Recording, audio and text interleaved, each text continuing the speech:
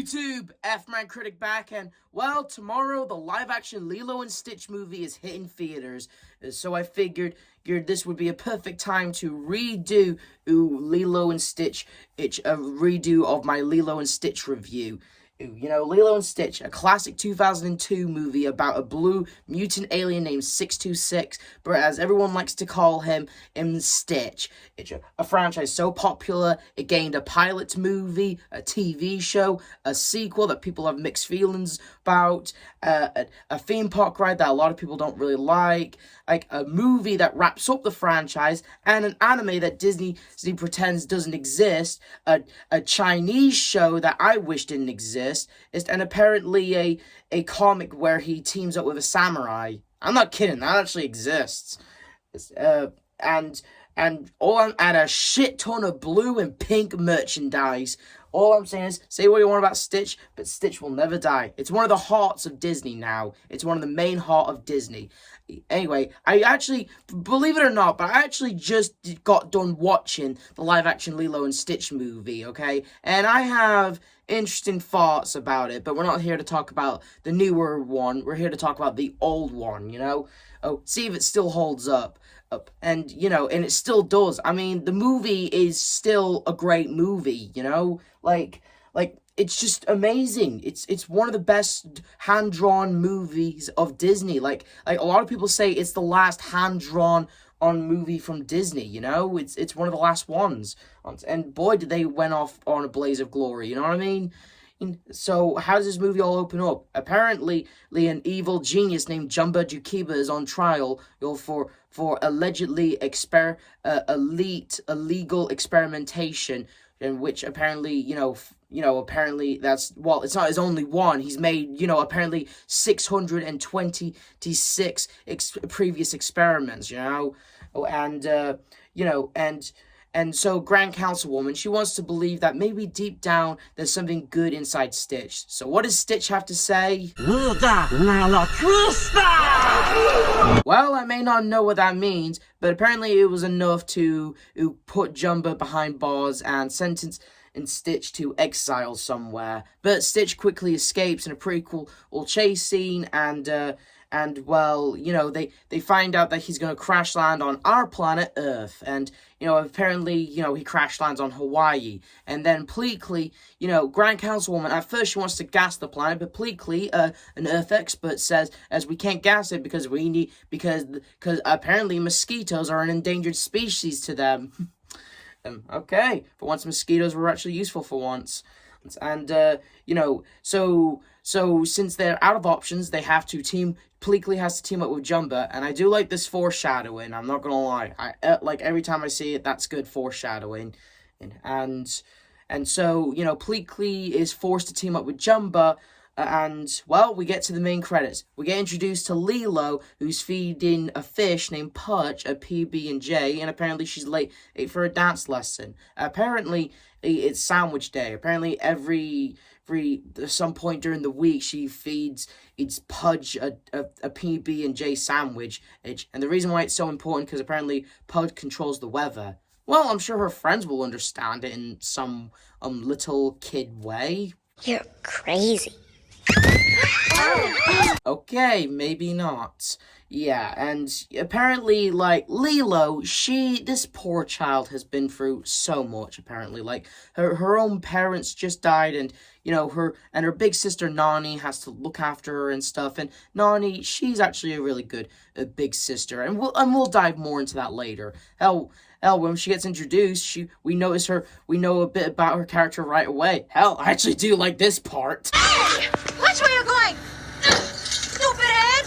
But sadly, that will come back to bite her in the ass. So she goes back to the house, and, the person she called a stupidhead and badassly kicked in the car, or, apparently that was the social worker, and, she tries to, show the social worker everything's A-okay, but judging from the house and everything around, it's just, everything's wrong, and let's just say Cobra Bubbles apparently gives Nani 3 days to change his mind. And Lilo and Nani, they basically have a bit of a sister argument, but slash argument because, Nani is Lilo's legal guardian, and she has to, and Nani, she's technically a kid herself. I mean, she's old enough to look after her little sister, but at the same time, she's still technically a kid herself. Technically, she's a late teenager, I guess you can say. Wait, how old is she, actually? Correct me in the comments. And so she clearly wasn't ready to look after a kid just yet. And so, but I'm sure since they're sisters, I'm sure they can find a way to resolve out their issues. Out of your room! I'm already in my room! Or yell and scream at each other like a normal family. But like a normal family, they do regret it, and they do try to apologize to each other and, be a wholesome, sweet moment. Like, Nani and Lilo, they do apologize, and Lilo, she thinks that they're a broken family. Nani, she denies it, but she knows they are trying, and that's all that matters, and this scene really speaks to their relationship. This scene really says a lot about their relationship and how they operate. 1 minute they're gonna fight and scream at each other, and then next minute they're just gonna totally get along and slow down and be quiet and nice to each other. It's honestly really sweet, and you want to tear up a little over this, Anyway, enough about little emotions. What about that blue alien? Well, he's right at the next scene, and, he's up to his normal Stitch antics, but then he gets run over by a goddamn truck, and so he's taken in by an animal shelter who doesn't, recognize, since, again, this guy has 4 arms, and he's got, things coming out of his back and 2 antennas coming out of his head, and they don't, donate him to science or anything. No, they just take him to an animal shelter or whatever. And Stitch, he quickly escapes, but he realizes Jumbo and Pleakley are right on their tail. Well, he sees Lilo, who's looking for a dog, and he sees an opportunity, so he gets rid of his alien limbs and alien antennas and alien spike back things, or whatever those things are called. Well, then he acts like a normal dog. And, well, here's something that we get from the woman who runs at the pound. Except that one! What is that thing? A dog, I think. But it was dead this morning. It was dead this morning? When we thought it was dead, it was hit by a truck. If you knew it was dead, then why the fuck did you put it in the same cage with the live dogs? Yeah, that's just really weird, that was. But Lilo, she's all like, I want him. He's he'll be my friend and stuff. And, and so Jumbo and Pleakley, Jumbo, he really wants to shoot Stitch, but, Pleakley's all like, that little girl is a part of the mosquito food chain, and I won't lie, I do like this. It's funny. Here, educate yourself. Using a little girl for a shield. This is low even for you! Bah!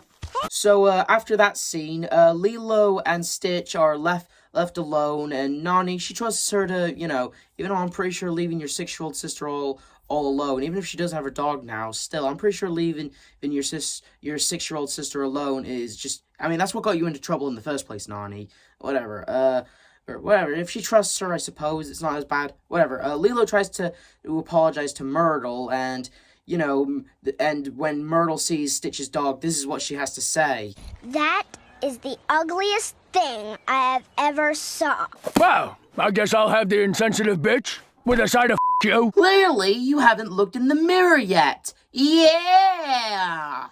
Anyway, Stitch takes offense and commits ground theft big wheel, and when he realizes he's on an island with no big cities, well, we get introduced a montage where Stitch is trying to blend in, and when he realizes he can either pretend to be a dog or, get a plasma cannon from Jumbo, he just, he has to play doggy.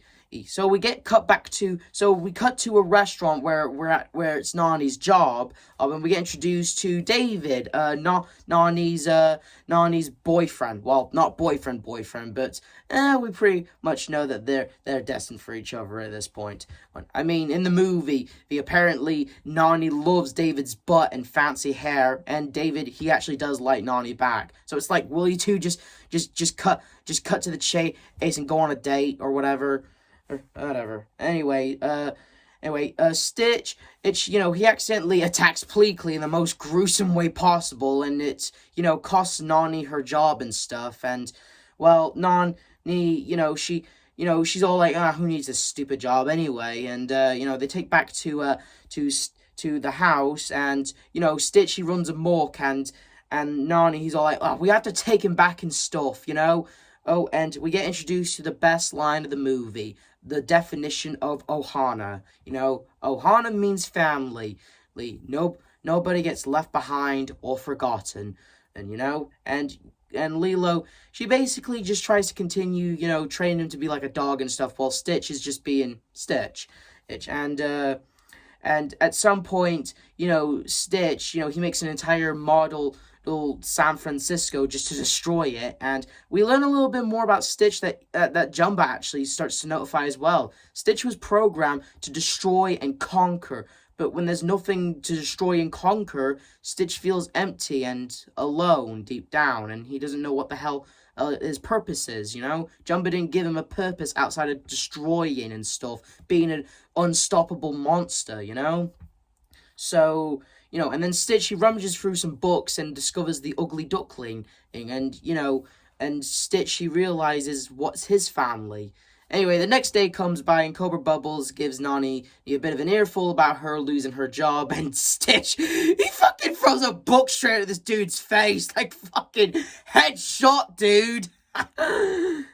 Anyway, so Bubbles tells Nani to new job, Stitch be a model citizen, and we get introduced to a montage where Nani tries to get jobs and Lilo tries to make Stitch a model citizen, and it doesn't really go well. Nani, listen, I know I gave you an earful earlier saying leaving your little sister all alone unsupervised is what got you in trouble in the first place, but considering the fact that you're trying to get a new job and all your little sister is accidentally costing you to get a new job, I figured it would be best if you just left her with David, and see how that turned out. I mean, David, he's good with Lilo. They have a bit of a mutual respect for each other. They're kind of like friends. So I don't know why didn't you just leave David with Lilo with David, so that way it would have spared you some trouble. You know what I mean? Whatever. Anyway, at our last chance, they pretty much both give up. And speaking of David being honestly a pretty awesome, chill dude. Honestly, there's nothing more I gotta say, but I like him. And David, being a chill dude, he suggests, well, a couple of sour faces, a couple of surfboards, and we honestly get introduced to a very breathtaking scene of the movie. No, seriously, it takes your breath away. Try not to breathe, because this scene is beautiful. Well, it's very well animated, and it's just, like, all in all very good. At some point, Jumba and Pleakley screw up the moment, and Stitch, he tries to grab on top of Lilo because he can't swim, and Jumba, he accidentally drags Stitch down, which accidentally drags Lilo down, making it look like Lilo almost drowned. And Cobra Bubble sees it, and he's all like, I know you're doing your best, but I gotta think what's best for Lilo. And let's be honest here, in this movie, there's no, real villain in this movie. If anything, this movie is more like just a certain amount of life forms having different opinions and perspectives on other life forms, which caused a whole misunderstanding, which it could have just been solved if all these characters just sit down for 5 minutes and just talked, you know what I mean?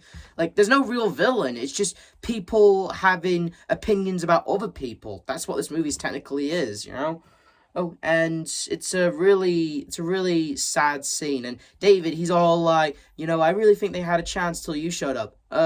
I'm sorry, David, what? They were still fighting, and granted, Stitch hasn't helped the situation, but at the same time, I don't think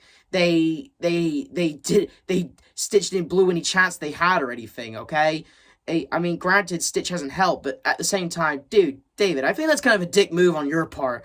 And I called you a cool dude earlier, Oh, I'm cool, David, dude.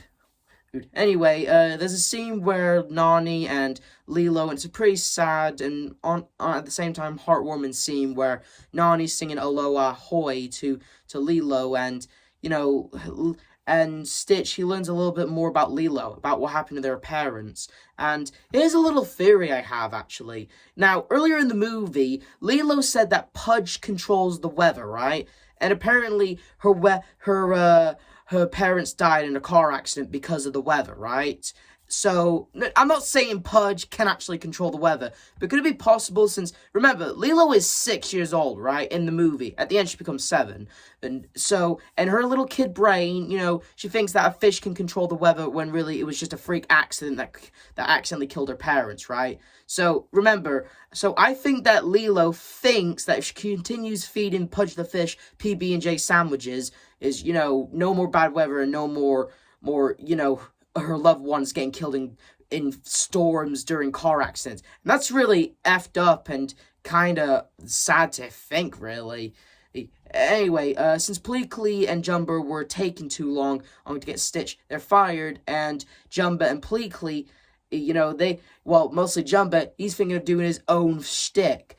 While Stitch, on the other hand, it's a really sad scene of, he realizes he's lost. He doesn't know what his family is. He doesn't know who his family is. So he's in the forest mimicking the ugly duckling, saying he's lost.